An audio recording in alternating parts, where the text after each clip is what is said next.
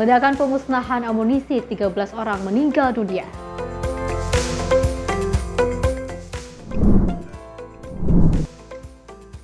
Kemenak minta PIHK jamin kesehatan jamaah haji khusus.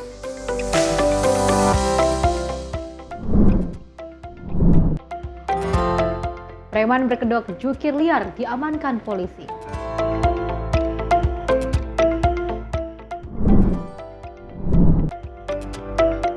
Status ormas yang terlibat premanisme akan dicabut.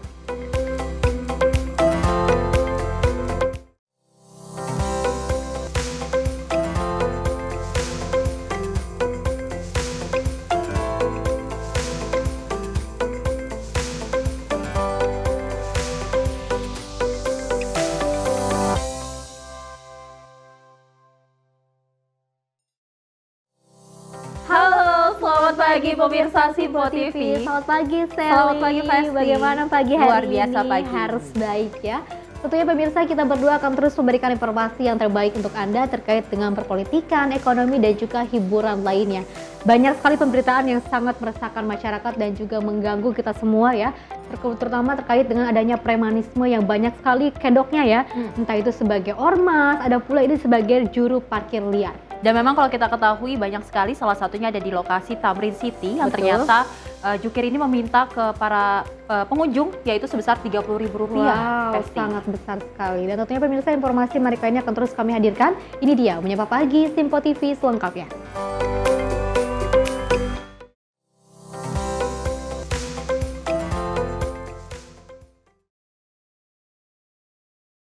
Pemirsa, kita awali dengan berita utama pemusnahan amunisi tidak layak pakai di Garut, Jawa Barat meledak. 13 warga dan juga TNI menjadi korban dalam ledakan ini. Peristiwa ledakan terjadi saat warga yang tengah membantu TNI untuk membuat lubang yang akan digunakan untuk titik pemusnahan amunisi yang sudah tidak layak.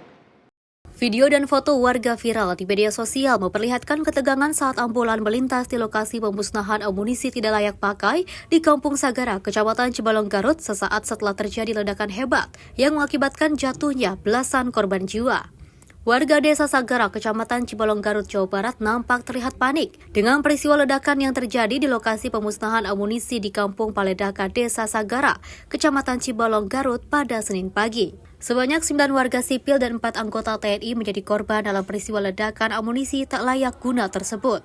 Menurut warga setempat, ledakan terjadi sekitar pukul 9.30 Senin pagi. Peristiwa ledakan terjadi saat warga yang tengah membantu TNI untuk membuat lubang yang akan digunakan untuk titik pemusnahan amunisi yang sudah tidak layak. Sebagian lainnya warga yang nekat mengambil serpihan logam bekas ledakan pertama. Namun tanpa diketahui, tiba-tiba terjadi ledakan kedua yang hebat dan memakan banyak korban. Kejadian Pak, meledaknya bom di kawasan ini. Jam 9 kejadiannya kurang lebih. Katanya sih ada 11 korban, cuma yang 2 belum identifikasi. Ada juga 2 kolonel yang meninggal. Sedang pembuatan lubangnya. Entah kenapa warga sipil, masyarakat menanyakan kenapa warga sipil dilibatkan. Kami tidak tahu. Kami dari keluarga korban juga, keluarga korban dari Cimerang. Dari kita sini ke dalam Pak, ke tempat ledakan ada berapa kilo Pak? Sekitar 2 kiloan Pak. Yang korban ada berapa orang? Ada 11 katanya. 11. Dan data yang real dari rumah sakit baru 9. Ya. Itu warga mana aja Pak? Warga Cimerak Pak. Warga Cimerak. Warga Cisuba juga ada 3 korban katanya. Ini baru simpang siur Pak ya. Para korban kini sudah dibawa ke RSUD Pamengpeuk untuk dilakukan identifikasi. Data sementara korban ledakan mencapai 11 orang. Korban merupakan warga sipil dan anggota TNI telah dievakuasi ke rumah sakit terdekat. Dari Garut, kontributor Simpo TV melaporkan. Selain itu, ledakan saat pemusnahan amunisi tidak layak milik TNI Angkatan Darat di Desa Sagara, Kecamatan Pamengpeuk, Kabupaten Garut, Jawa Barat, menyebabkan 13 orang meninggal dunia. Dan kegiatan pemusnahan amunisi tidak layak pakai ini dilaksanakan oleh Gudang Pusat Munisi 3, Pusat Peralatan TNI AD pada Senin pagi. Dalam hal ini pemirsa, Kepala Dinas Penerangan Angkatan Darat, Brigjen TNI Wahyu Yudayana, ini mengungkapkan TNI AD turut bela sungkawa mendalam atas gugurnya prajurit dan korban sipil dalam insiden tersebut. Selamat siang rekan-rekan media sekalian. terkait dengan musibah di lokasi peledakan munisi Afkir yang mengakibatkan beberapa orang meninggal dunia, bisa saya sampaikan beberapa hal sebagai berikut. Tentunya mewakili TNI Angkatan Darat, saya awali penjelasan ini dengan ungkapan duka cita yang mendalam bagi para korban, baik yang berasal dari TNI Angkatan Darat maupun masyarakat sipil.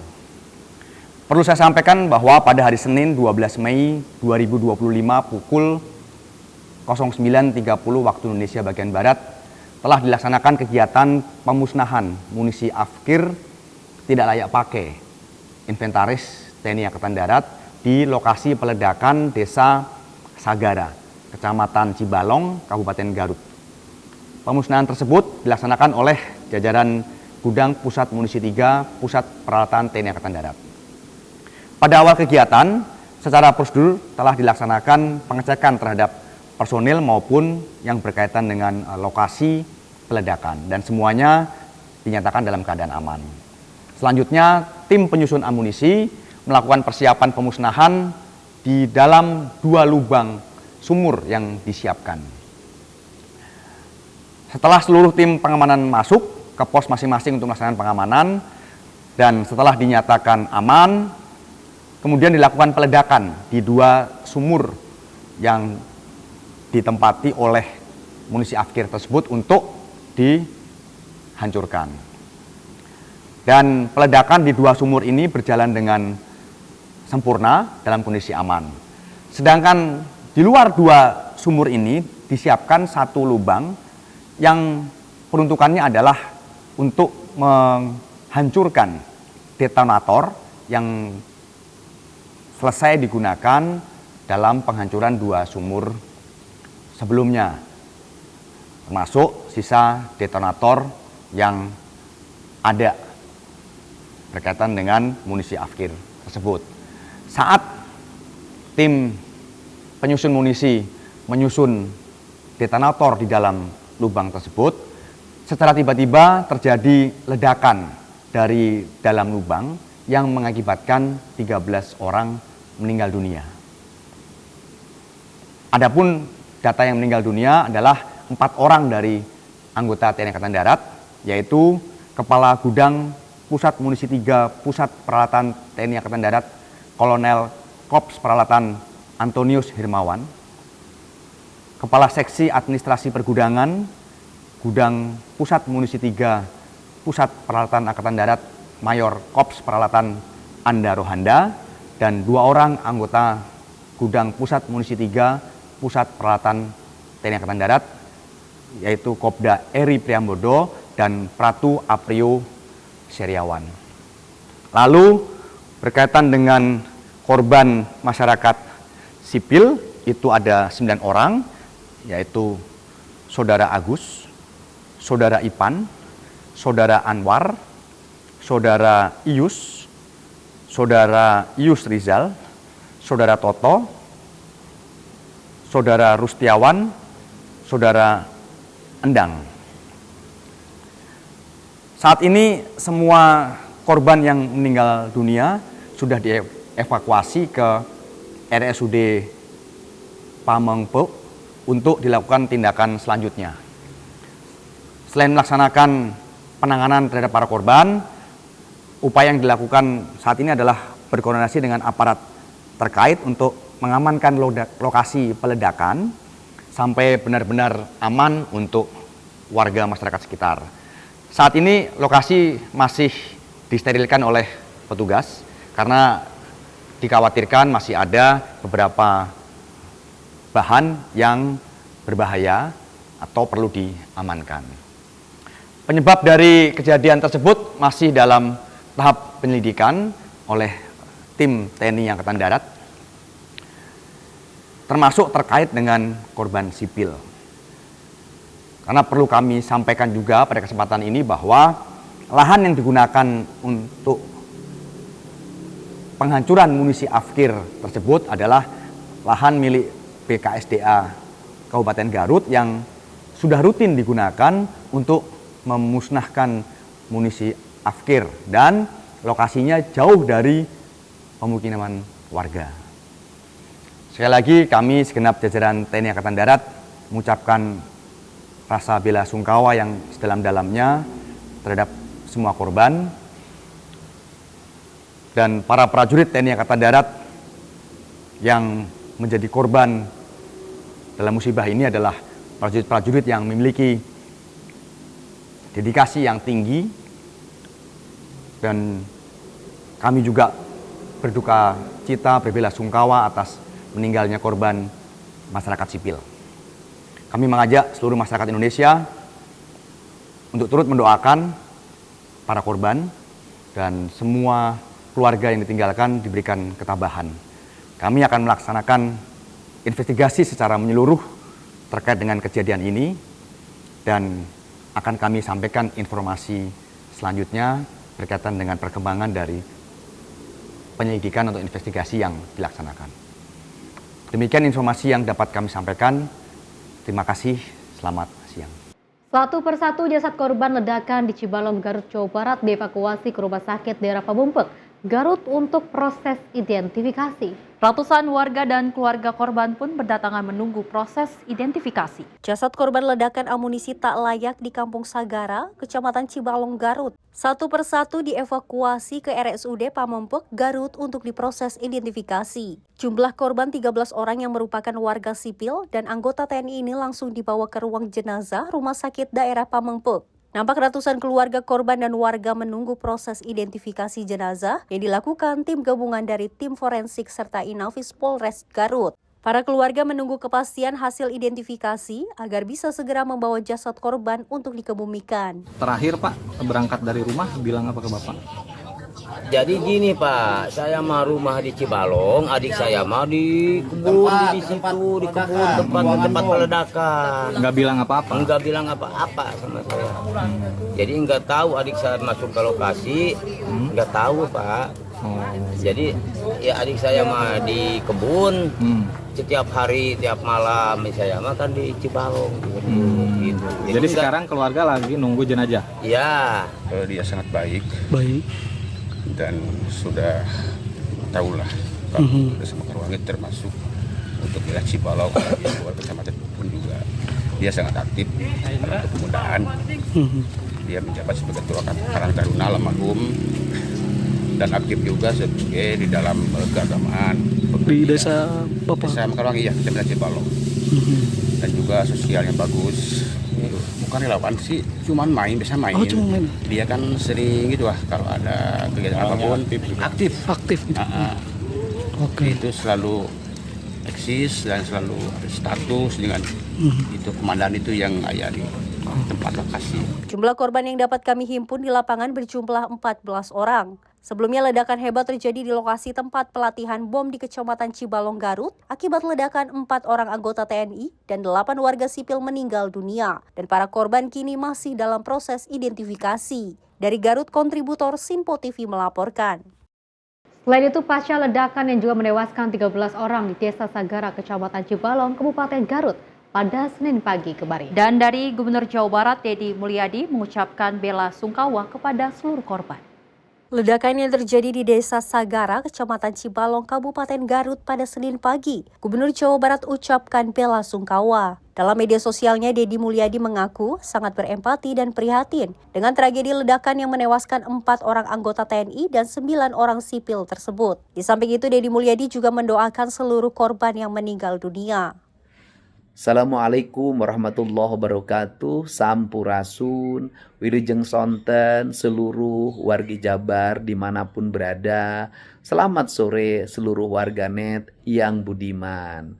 Kami pemerintah Provinsi Jawa Barat menyampaikan duka yang mendalam atas meninggalnya 4 anggota TNI dan 9 warga sipil dalam musibah kecelakaan pemusnahan amunisi tak terpakai di tempat pemusnahannya Desa Sagara, Kecamatan Cibalong, Kabupaten Garut. Semoga almarhum diterima seluruh keimanannya, mendapat ampunan seluruh dosa yang telah dilakukannya, dan mendapat tempat yang mulia di sisi Allah Subhanahu wa Ta'ala. dan semoga keislamannya diterima oleh Allah Subhanahu wa Ta'ala. Dan untuk keluarganya, semoga diberikan ketabahan atas musibah yang terjadi, dan semoga kita semua diberikan kelapangan hati untuk bersama-sama menyampaikan doa pada saudara-saudara kita yang meninggal atas musibah tersebut dengan membaca surat Al-Fatihah. Dari Bandung, kontributor Sinpo TV melaporkan. Ya, Sally dan juga pemirsa, terkait dengan peristiwa yang terjadi di mana adanya ledakan amunisi yang kita ketahui ini sudah meledak hingga 2 kali seperti itu. Sebelumnya ini sempat ada ledakan pertama, lalu ada beberapa korban sebelumnya yang juga mengambil puing-puing dari hasil ledakan pertama. Namun kita ketahui tidak disangka-sangka ada juga ledakan susulan lainnya seperti yang kedua, yang juga ini banyak sekali menewaskan banyak korban hingga 13 orang yang meninggal dunia. Dan memang kita ketahui korban rata-rata adalah korban sipil, betul, ataupun orang sipil dan juga TNI AD. Dan memang kita ketahui ledakan yang terjadi tiba-tiba ini memang detonator yang sudah ada di lubang tersebut tiba-tiba meledak, yang akhirnya meledakkan banyak sekitaran orang. Dan dari Gubernur Jawa Barat juga mengucapkan belasungkawa atas terjadinya insiden tersebut, Festi. Tidak hanya Gubernur Jawa Barat yang mengucapkan belasungkawa, kami dari segenap kru Sinpo TV juga sama-sama mengucapkan belasungkawa. Mudah-mudahan keluarga yang ditinggalkan oleh para korbannya itu diberikan kesabaran penuh yang seluas-luasnya dan juga keikhlasan yang sangat selapang-lapangnya. Dan pemirsa, informasi menarik lainnya akan terus kami hadirkan usai jeda berikut ini.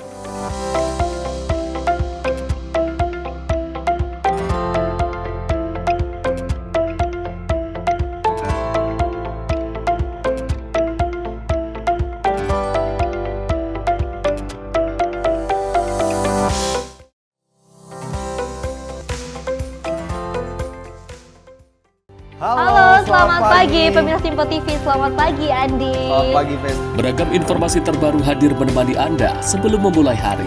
Itu memang dari Menteri Perhubungan juga mendukung, Betul. dari Menteri Keuangan juga mendukung, dan kita sebagai masyarakat pun juga Harus mendukung. Mengangkat isu yang tengah menjadi pembicaraan paling hangat. Semarakan pagi Anda bersama Menyapa Pagi. Setiap Senin hingga Jumat pukul 6 pagi. Hanya di Sinpo TV.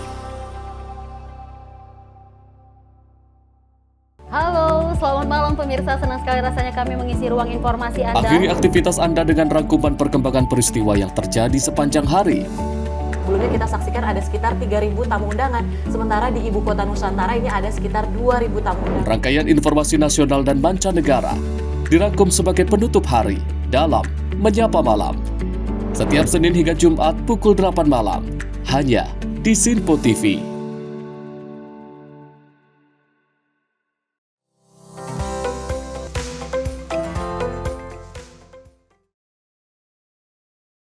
Terima kasih pemirsa, Anda masih menyaksikan Menyapa Pagi Sinpo TV, dan kita lanjutkan informasinya. Di mana Kepala Kantor Komunikasi Kepresidenan Hasan Nasbi merespon soal mahasiswi ITB yang ditangkap usai membuat dan mengunggah meme foto wajah Presiden Prabowo dengan Presiden ke-7 Joko Widodo. Dirinya juga mengatakan sebaiknya mahasiswi tersebut untuk dibina bukan dihukum. Pihak kepolisian menangkap seorang perempuan yang merupakan salah satu mahasiswi ITB yang mengunggah meme foto wajah Presiden Prabowo Subianto dengan Presiden ke-7 Joko Widodo. Merespon hal ini, Kepala Kantor Komunikasi Kepresidenan Hasan Nasbi mengatakan bahwa lebih baik mahasiswi tersebut untuk dibina bukan dihukum. Hasan menyebut para mahasiswa yang selama ini bersemangat dalam memberikan kritik harus diberi pemahaman dan pembinaan kecuali ada indikasi melakukan perbuatan pidana. Menurutnya, Indonesia merupakan negara yang demokrasi, maka bebas untuk berpendapat dalam menyampaikan kritikan. Kalau ada pasal-pasalnya kita serahkan ke polisi, tapi kalau dari pemerintah itu kalau anak muda ya mungkin ada semangat-semangat yang terlanjur, ya mungkin lebih baik dibina ya, karena masih sangat muda, bisa dibina bukan dihukum gitu. Jadi harapan kita teman-teman yang mahasiswa yang mungkin selama ini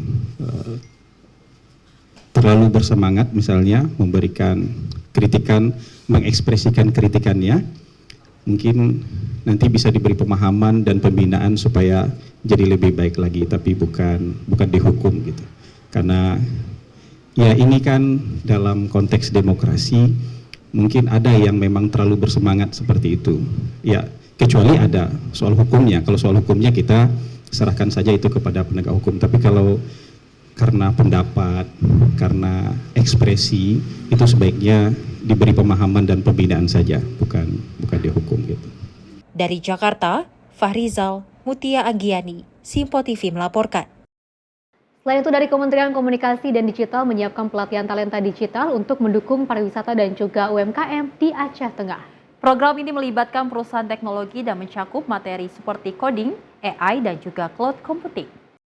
Kementerian Komunikasi dan Digital memberikan perhatian serius terhadap pengembangan pariwisata dan UMKM di Aceh Tengah dengan menyiapkan pelatihan talenta digital. Dalam pertemuan dengan Bupati Aceh Tengah Haili Yoga Nezar, menjelaskan bahwa pelatihan ini melibatkan perusahaan teknologi ternama baik dalam maupun luar negeri. Wamenkomdigi Nezar Patria menyatakan bahwa pertumbuhan sektor pariwisata perlu didukung oleh SDM digital yang andal. Dan kami tadi sudah berbincang-bincang tentang apa saja yang bisa dikolaborasikan antara kementerian dan Kabupaten Aceh Tengah, terutama dalam peningkatan konektivitas yang ada di Aceh Tengah untuk mendukung sejumlah aktivitas ekonomi di sana dan memperkuat ekosistem bisnis digital yang ada di Aceh Tengah, terutama memperkuat sektor pariwisata dan juga bisnis kopi bayar plus dengan UMKM yang mulai bertumbuh cukup banyak di Aceh Tengah dan rangka mendukung industri pariwisata yang ada di Aceh Tengah. Jadi kami ucapkan selamat buat Bupati Aceh Tengah ya, Pak Aidi. Semoga Aceh Tengah lebih maju, lebih hebat, dan lebih bermanfaat buat rakyat Aceh. Program pelatihan mencakup keahlian digital untuk pengembangan pariwisata dan UMKM, serta materi lanjutan seperti coding dan data science, blockchain, AI, dan cloud computing. Inisiatif ini melanjutkan upaya Komdigi setelah Aceh Tengah terhubung dengan jaringan ODP sepanjang 461 km untuk 692 pelanggan, serta pembangunan 175 titik akses internet, termasuk layanan Satria 1 dan Visat. Tim redaksi Simpo TV melaporkan. Informasi lainnya, pemirsa, tim SAR berhasil mengevakuasi 5 dari 7 pemancing yang terombang-ambing di perairan Pulau Air Padang, Sumatera Barat. Dan pemirsa, diduga kapal yang mereka tumpangi mengalami mati mesin pada Sabtu 10 Mei 2025. Kantor Pencarian dan Pertolongan Padang menerima informasi bahwa telah terjadi kapal pemancing yang telah mati mesin di perairan Pulau Air, Kota Padang, Sumatera Barat, yang membawa 7 pemancing berada. Sesampainya di lokasi, tim SAR gabungan langsung mengevakuasi para pemancing. Pencarian sempat terkendala badai yang menyebabkan gelombang tinggi dan hujan yang sangat deras. Badai tersebut menyebabkan pencarian kurang maksimal dan memakan banyak waktu. Hingga akhirnya pada Minggu 12 Mei 2025 pada pukul 00.05 waktu Indonesia bagian Barat, 5 pemancing dan tim SAR gabungan telah sampai di Muaro Padang. Namun 2 pemancing memilih untuk tinggal dan mencoba memperbaiki kapalnya. Tim redaksi Simpo TV melaporkan. Pemirsa, kecelakaan lalu lintas terjadi di Jalan Raya Sudirman, Kota Sukabumi pada Minggu 11 Mei 2025. Insiden tersebut mengakibatkan salah seorang korban meninggal dunia. Kecelakaan lalu lintas terjadi pada pukul 1 WIB dan melibatkan 1 unit minibus serta 1 unit sepeda motor. Minibus dikemudikan oleh KR yang membawa 2 penumpang, yakni TN dan JF, sementara sepeda motor dikendarai oleh LH dengan penumpang SN.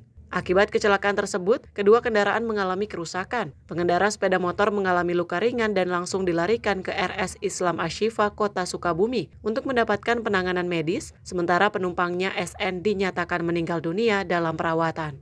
Pihak unit Gakum Satlantas Polres Sukabumi masih terus melakukan penyelidikan untuk mengungkap kronologi kecelakaan tersebut. Upaya yang dilakukan meliputi pencarian saksi-saksi di sekitar lokasi kejadian, serta pemeriksaan rekaman CCTV yang kemungkinan terpasang di area tersebut. Selain itu, kedua kendaraan yang terlibat dalam kecelakaan telah diamankan sebagai barang bukti guna mendukung proses penyelidikan lebih lanjut. Dari Jakarta, Adelia Saptiarina, Simpo TV melaporkan. Peristiwa lainnya, sebuah bus pariwisata yang mengangkut puluhan penumpang asal Bogor, Jawa Barat mengalami kecelakaan di Jalan Raya Labuan Pandeglang, Banten pada Minggu malam. Meski tidak menimbulkan korban jiwa, pemirsa, namun beberapa penumpang harus dilarikan ke rumah sakit akibat luka ringan. Beginilah suasana evakuasi saat petugas kepolisian bersama warga menyelamatkan penumpang dari dalam bus pariwisata yang terguling. Peristiwa terjadi di Kampung Conggom, Desa Cipicung, Kecamatan Cikedal, Kabupaten Pandeglang, Banten. Bus Parihyangan bernomor polisi B7228 KGA ini mengangkut sekitar 55 penumpang, rombongan wisatawan asal Citerep, Bogor. Usai berlibur di Pantai Daplago, Pandeglang, bus mengalami kecelakaan saat melintas di jalan menurun dan juga berkelok. Diduga bus kehilang kendali, menabrak pembatas jalan dan juga terguling ke parit sedalam 3 meter. Akibat kejadian ini, 7 orang termasuk sopir mengalami luka ringan dan dilarikan ke rumah sakit. Sementara penumpang lainnya dievakuasi ke rumah warga terdekat. Rombongan ini tur. Iya, tur. Pantai Daplago. RT atau warga biasa? RT. Nah Pak, itu sekitar berapa orang Pak dalam kendaraan tersebut kira-kira? Sekitar 60. Tadinya mau arah pulang, berlawanan. Nah, si mobil bus ini nabrak motor Scoopy. Nah, Scoopy ini otomatis marah kan, ngejar akhirnya. Mau ada bahasa kasar lah gitu, ngejar. Nah, keduanya dia juga nabrak mobil sedan mini warna hijau stabil. Nah, udah segini, udah terjadi lah. Ada korban jiwa nggak Bang kira-kira? Nggak ada sih, nggak ada korban jiwa. Cuman korban biasa aja. Nah, terus korban dibawa ke mana ini? Yang luka-luka? Ke rumah sakit apa gitu? Oh, ke rumah sakit terdekat Pak ya? Yang bawa ya. Berarti ini boleh dikatakan kendaraan ini mungkin habis nabrak terus lari gitu? Apa? Iya, nabrak Scoopy terus lari? Iya, betul. 18 jadi pas masuk OIB, kami menerima laporan dari masyarakat bahwa terjadi laka lantas di jalan raya Pelabuhan Pandeglang, tepatnya di Kampung Conggom, Desa Cipicung, Kecamatan Cikedal. Kemudian saya Kapolsek Cikedal bersama tim piket langsung ke TKP untuk mengevakuasi para penumpang yang terjadi laka di tersebut. Untuk jumlah penumpangnya sendiri ada berapa Bang? Jadi penumpang yang ada di bis tersebut berjumlah 55 orang, yang 7 orang masih dibawa ke rumah sakit untuk penanganan medis, kemudian sisanya kami amankan di rumah warga. Hingga kini, polisi masih melakukan penyelidikan terkait penyebab pasti kecelakaan, sementara bus telah dievakuasi dari lokasi kejadian. Dari Pandeglang, Banten, Firman Arif, Simpo TV melaporkan. Ya, Sri dan juga pemirsa, terkait dengan peristiwa yang miris seperti ini, terkait dengan kecelakaan ini, kita harus pastikan sebelum kita akan berkendara ataupun berpergian kemanapun Anda berada, harus pastikan kendaraan Anda ini prima dan juga baik-baik saja. Untuk selalu mengecek setiap bulannya, seperti itu tidak hanya kendaraan saja yang harus dicek agar prima, tapi juga kondisi kita sendiri sebagai yang nyetir juga harus bisa prima juga, jaga kesehatan, tetap segar, dan juga agar bisa terus berkonsentrasi. Betul, walaupun saat ini pihak kepolisian masih terus mencari tahu apa penyebab dari kecelakaan tersebut, namun kita berharap juga pada masyarakat untuk selalu berhati-hati, jaga kendaraan dan juga jaga kesehatan agar kecelakaan seperti ini tidak akan terulang lagi dan tidak memakan korban jiwa. Pasti. Pemirsa, informasi lainnya akan terus kami hadirkan usai jeda berikut ini.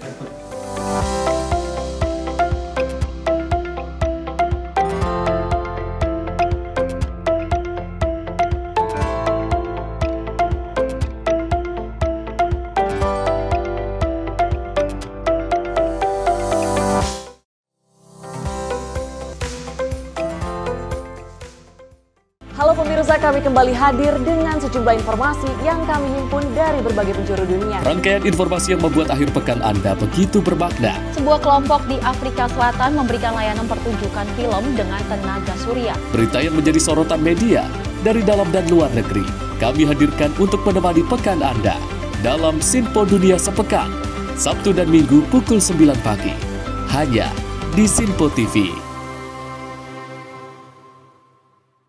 Kami hadir dengan rangkaian informasi dari berbagai penjuru dunia. Topik dan isu yang tengah menjadi sorotan mancanegara dikemas dengan lengkap untuk Anda.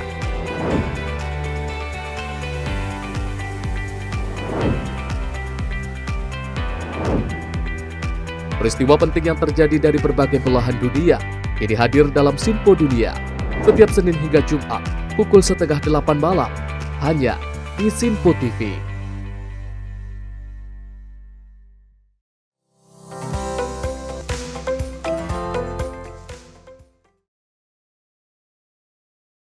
Selamat pagi pemirsa, Anda masih menyaksikan Menyapa Pagi Simpo TV dan kita lanjutkan informasinya.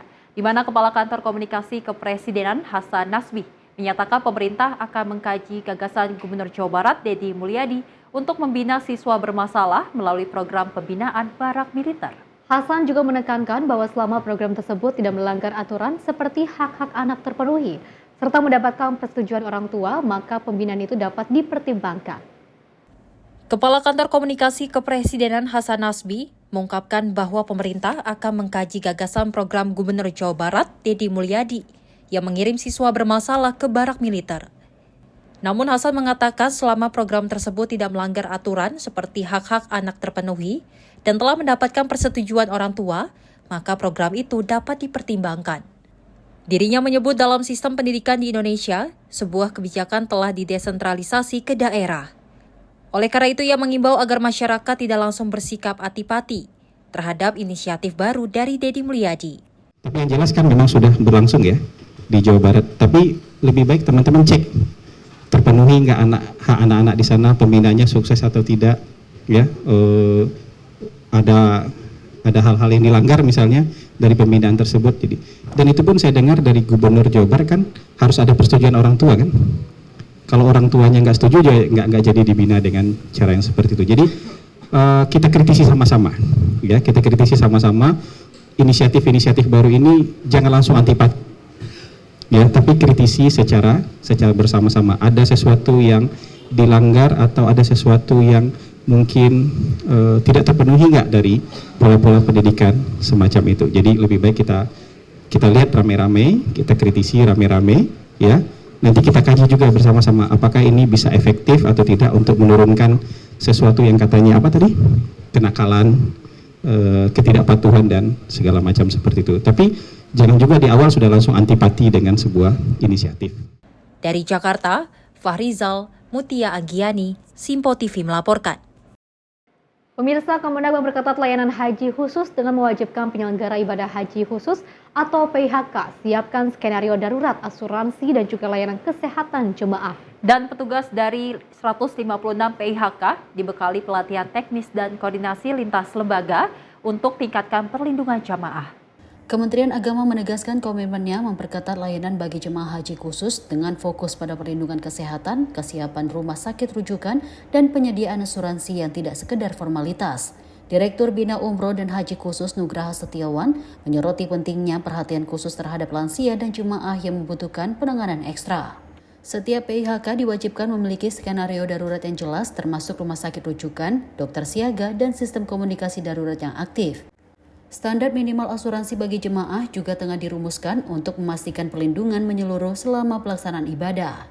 Kami mendorong agar setiap penyelenggara ibadah haji khusus atau PIHK harus menjalin kerjasama resmi dengan rumah sakit di Arab Saudi. Kenapa ini menjadi penting? Karena masih kami temui adanya kasus ketika jemaah haji khusus jatuh sakit, mereka tidak tahu harus kemana. Tidak ada rumah sakit rujukan yang siap, tidak ada dokter pendamping yang siaga, dan bahkan asuransi pun belum tentu bisa dimanfaatkan dengan cepat. Inilah yang kami tekankan. Setiap PIHK wajib memiliki skenario yang jelas soal penanganan darurat. Rumah sakit rujukan, dokter pendamping, dan sistem komunikasi darurat harus dipastikan aktif dan bisa diakses setiap saat. Asuransi itu bukan soal formalitas saja. Selain soal rumah sakit, standar cakupan asuransi, insurance coverage, juga menjadi perhatian utama kami. Untuk itu, Kementerian Agama melalui Direktorat Bina Umroh dan Haji Khusus sedang menyusun standar minimal asuransi yang wajib dimiliki oleh PIHK. Asuransi ini bukan hanya formalitas administrasi. Ini adalah jaminan perlindungan nyata bagi jemaah jika terjadi resiko selama berada di Tanah Suci. Sebagai upaya penguatan layanan, Kemenag menyelenggarakan orientasi perdana petugas haji khusus bagi 156 PIHK. Kegiatan ini menggandeng Kemenkes, Kemlu, dan KUH Indonesia untuk melatih petugas dalam aspek teknis, kesiapsiagaan, dan kerjasama lintas lembaga demi pelayanan optimal. Tim redaksi Sinpo TV melaporkan. Selain itu pemirsa, hingga hari ke-10 ibadah haji 1446 Hijriah, sebanyak 61.000 lebih jemaah Indonesia telah diberangkatkan dan 200.000 jemaah telah mengantongi visa haji. Pemerintah memastikan layanan di asrama serta perlindungan asuransi bagi jamaah termasuk untuk 8 jemaah yang wafat. Memasuki hari ke-10 operasional ibadah haji 1446 Hijriah 2025 Masehi, Kementerian Agama RI mencatat 61.404 jemaah haji reguler Indonesia telah diberangkatkan ke Tanah Suci. Sebanyak 202.654 jemaah lainnya sudah mendapatkan visa haji melalui sistem e-Hajj yang terintegrasi dengan pemerintah Arab Saudi. Direktur Pelayanan Haji Dalam Negeri MJN menyampaikan 158 kloter jemaah telah diterbangkan oleh 3 maskapai, yaitu Garuda Indonesia, Saudi Airlines, dan Lion Air. Selain keberangkatan, JN juga menyoroti layanan di asrama haji seperti pemeriksaan kesehatan, distribusi living cost SAR 750, dan penguatan manasik bagi jemaah. Kita tahun ini ada aplikasi Munakasah yang itu jamaah haji kita terkonek dengan akunnya, kapan mereka masuk, tanggal berapa, kamar berapa, terutama lansia dan disabilitas. Ada puluhan ribu jemaah kita telah melewati proses pemberangkatan dari 14 asrama haji yang tersebar di seluruh Indonesia.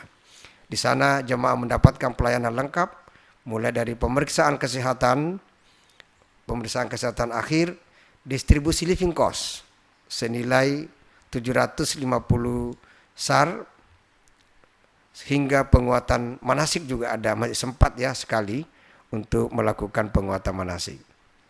Kami juga mengimbau kepada seluruh jemaah agar memanfaatkan waktunya selama di asrama untuk beristirahat sebelum menempuh perjalanan panjang menuju Tanah Suci. JN juga mengungkapkan kabar duka atas wafatnya 8 jemaah. Pemerintah telah memberikan layanan pemulasaraan, pemakaman, dan badal haji, serta memastikan hak-hak jemaah terlindung melalui asuransi. Tim redaksi Sinpo TV melaporkan.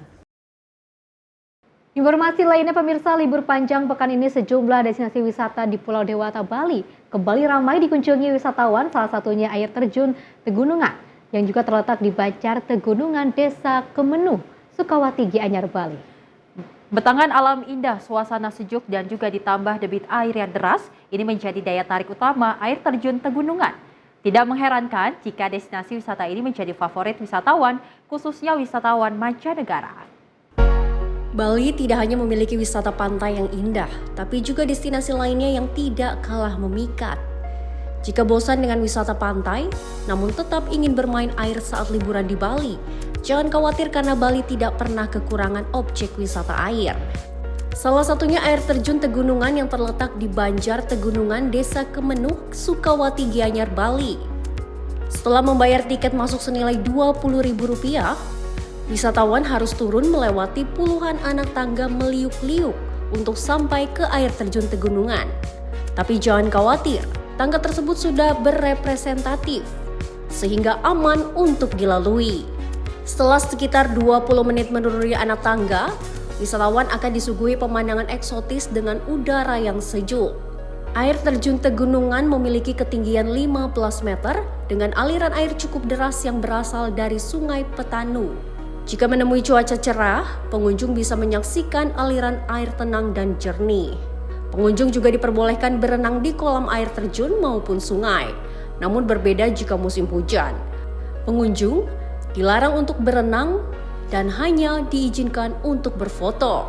Karena untuk menuju lokasi melewati turunan curam, waktu terbaik untuk berwisata ke destinasi ini adalah saat pagi hari, sekitar pukul 7 sekaligus untuk menghindari cuaca panas.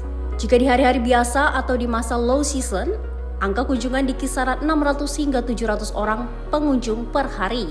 Pada hari libur panjang kali ini, pengelola memperkirakan kenaikan pengunjung mencapai di atas 1.000 orang wisatawan per hari. Untuk menjamin keamanan dan keselamatan wisatawan selama menikmati air terjun, pihak pengelola menyiapkan lifeguard untuk mengantisipasi terjadinya hal-hal yang tidak diinginkan. Ini waterfall ini baru pertama kali saya kesini. Kesannya Bu? Bagus, cukup bagus dan menantang.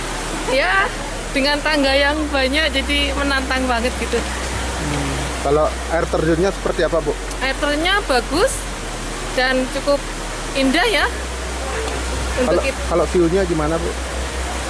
View-nya juga bagus. Gitu aja. Untuk wisatawan tuh yang paling banyak dicari destinasinya sini apa sih Bu? Kebanyakan mungkin mereka biar bisa berenang ya, jadi menikmati alam, jernihnya air sama masih alami air dari air terjunnya itu. Kebanyakan mereka biar dapat berenang ke air terjun. Bu, antisipasi dari pihak pengelola nih Bu dengan membludaknya pengunjung ini Bu, antisipasi keamanannya seperti apa Bu? Kita sudah siapkan security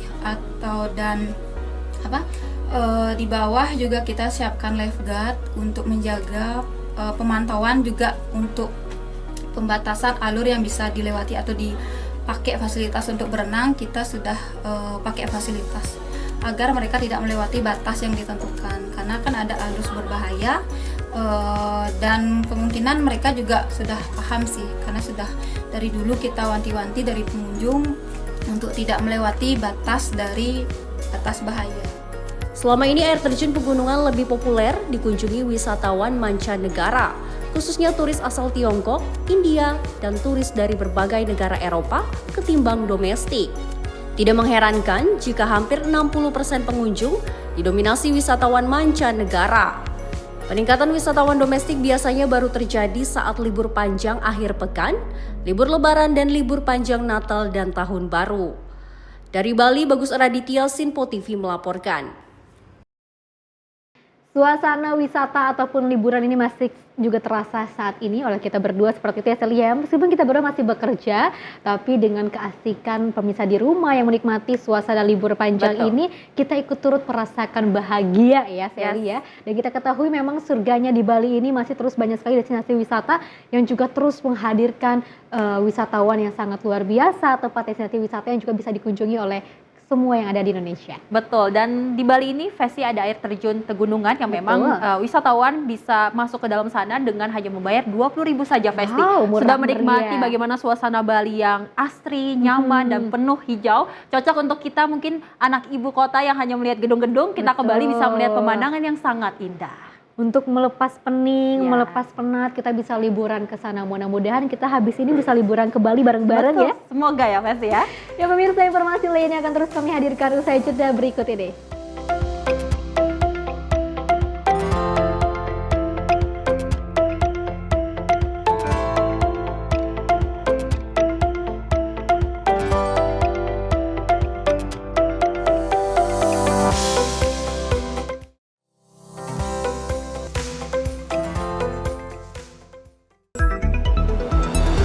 Jadilah yang pertama mengetahui perkembangan terkini seputar informasi dari lembaga parlemen. Punya data nasional, tidak ada satupun backup berarti kan? Tiba-tiba ada putusan yang nggak masuk akal dan seperti ini gitu. Kita biarkan rekomendasi kepada KPK, periksa!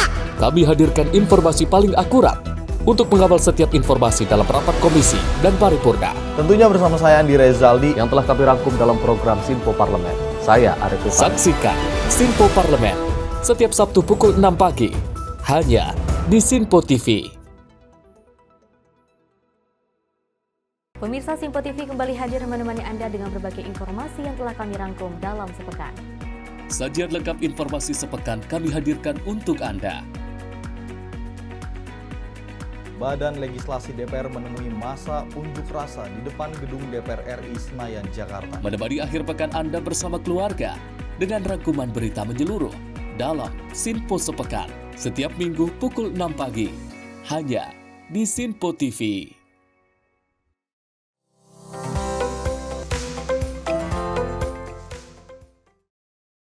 Masih bersama kami pemirsa dalam Menyapa Pagi Sinpo TV dan kita lanjutkan informasinya terkait peristiwa di mana pengantin pria bernama Ahmad 30 tahun dibacok dan diancam oleh orang tak dikenal di Jalan Panca Usaha, Palembang pada Minggu 11 Mei 2025.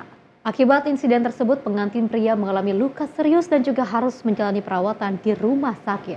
Dalam video yang beredar, terlihat korban turun dari kendaraan. Kemudian 4 orang pria yang belum diketahui identitasnya tiba-tiba menghampiri dan langsung menyerang korban menggunakan senjata tajam dan senjata api. Serangan mendadak tersebut membuat suasana di lokasi menjadi panik, sehingga para tamu dan keluarga yang sudah hadir sontak berteriak dan berhamburan menyelamatkan diri. Sementara itu saat kejadian, korban tidak sempat memberikan perlawanan. Dengan kondisi tubuh bersimbah darah, ia berusaha menyelamatkan diri dengan masuk ke rumah warga. Akibat serangan tersebut, korban mengalami luka serius di bagian kepala, tangan, dan kaki akibat sabetan senjata tajam tersebut. Ia segera dilarikan ke RSUD Bari Palembang dan menjalani operasi untuk mendapatkan perawatan intensif. Meski dalam kondisi luka parah dan masih menjalani perawatan, korban tetap melangsungkan pernikahan di rumah sakit. Prosesi pernikahan tersebut dilaksanakan secara sederhana di ruang perawatan dengan didampingi keluarga. Pihak kepolisian dari Polrestabes Palembang yang tiba ke lokasi langsung melakukan olah TKP dan meminta keterangan dari sejumlah saksi. Hingga kini, identitas serta motif pelaku masih belum diketahui dan penyelidikan terus dilakukan secara intensif. Dari Jakarta, Adelia Saptiarina, Sinpo TV melaporkan. Selain itu, pemirsa, Polres Tarakan berhasil menggagalkan penyeludupan 3.803 gram sabu yang disembunyikan dalam perut ikan yang akan dikirim menuju Parepare, Sulawesi Selatan. Tersangka AL ditangkap di Pinrang setelah tim mengikuti boks ikan berisi sabu dengan total 60 bungkus narkoba yang berhasil diamankan. Jajaran Satres Narkoba Polres Tarakan, Kalimantan Utara berhasil menggagalkan peredaran sabu seberat 3.803 gram yang disembunyikan dalam perut ikan. Sabu tersebut dikemas dalam box dan akan dikirim menggunakan kapal KM Bukit Siguntang menuju Parepare, Sulawesi Selatan. Kapolres Tarakan AKBP Erwin S. Manik menyampaikan penangkapan berawal dari laporan buruh pelabuhan yang mencurigai 2 box ikan yang terasa ringan dan tidak dingin. Setelah diperiksa, box tersebut berisi sabu yang disembunyikan dengan rapi dalam perut ikan. Modus yang digunakan tersangka adalah menyembunyikan sabu dalam perut ikan yang seolah-olah barang legal untuk dikirim keluar daerah. Dari hasil pengecekan, petugas mengamankan barang bukti berupa 60 bungkus sabu yang disembunyikan dengan lakban coklat dengan berat neto 3.237,2 gram atau bruto 3.803 gram serta 30 plastik wrapping, 2 box gabus ikan, 10 plastik pembungkus ikan, 1 karung, 1 lilitan lakban coklat, dan 1 unit handphone.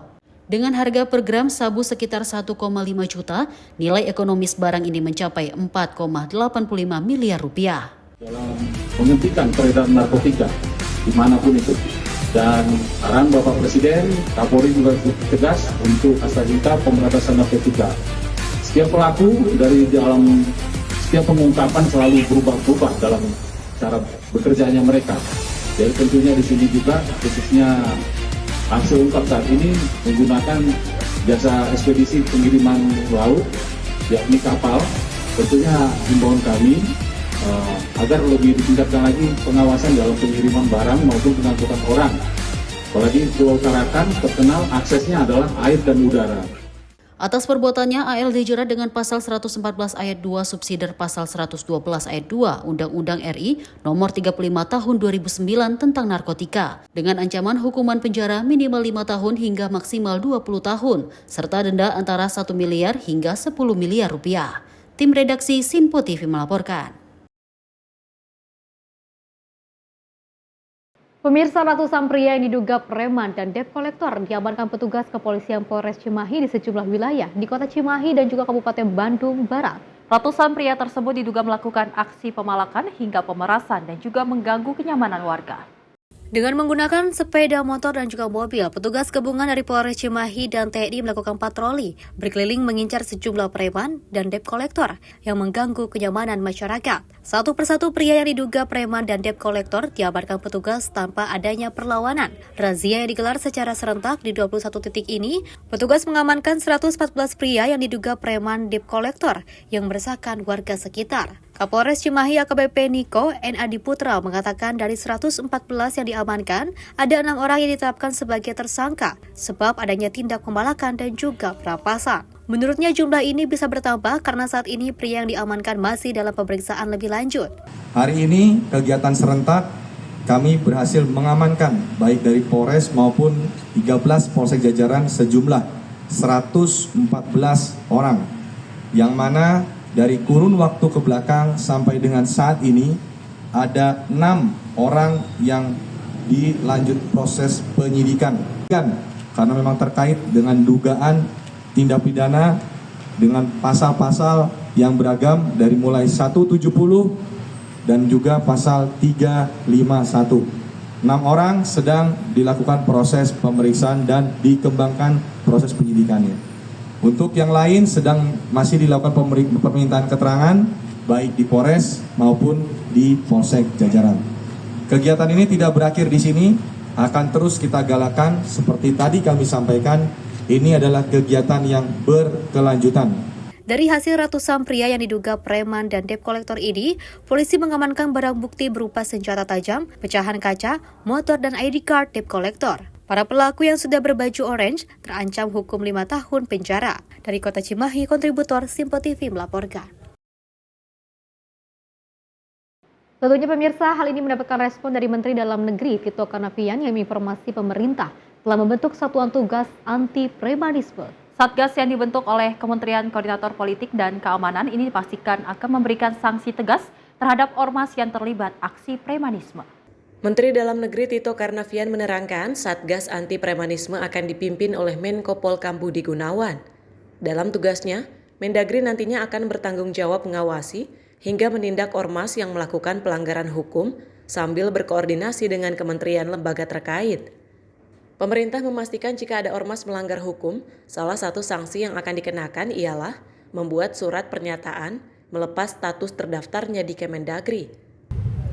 Kemudian kalau yang terdaftar di Kementerian Negeri, otomatis dari Kementerian Negeri. Salah satu sanksinya adalah membuat surat pernyataan, surat untuk melepaskan status keterdaftarannya. Apa resikonya ya ormas-ormas yang tidak terdaftar, yang dinyatakan tidak terdaftar ini tidak mendapatkan pelayanan fasilitas pemerintah. Misalnya mendapat dana hibah.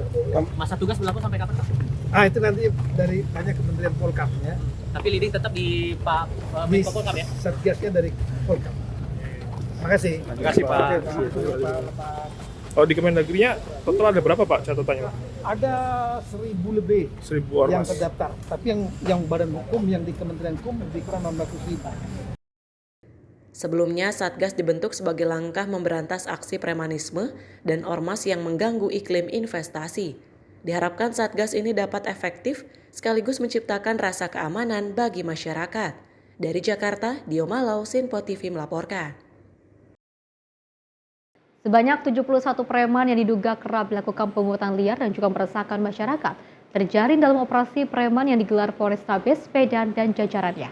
Kebanyakan puluhan preman diamankan di lokasi keramaian, diantaranya di pusat pasar.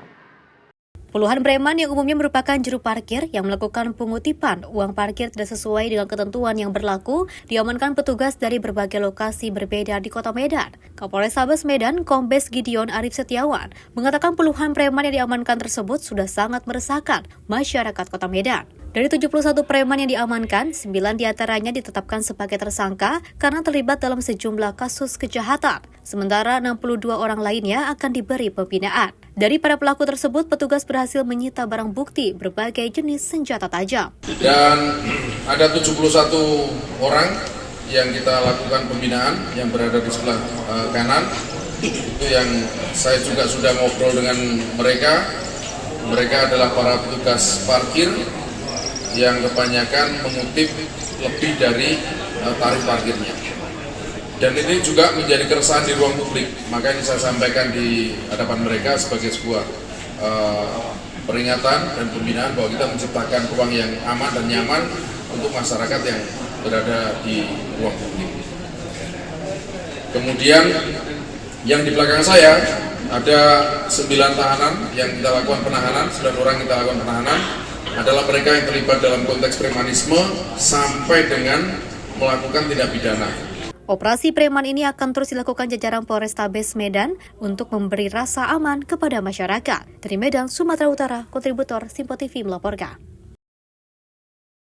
Sejumlah preman berkedok juru parkir liar salah sasaran lantaran meminta tarif parkir tak wajar sebesar Rp30.000 kepada petugas kepolisian yang sedang menyamar di kawasan pusat perbelanjaan Tamrin City, Tanah Abang, Jakarta Pusat pada Senin sore. Salah seorang jukir bahkan sempat meronta hebat menolak saat akan diamankan oleh petugas.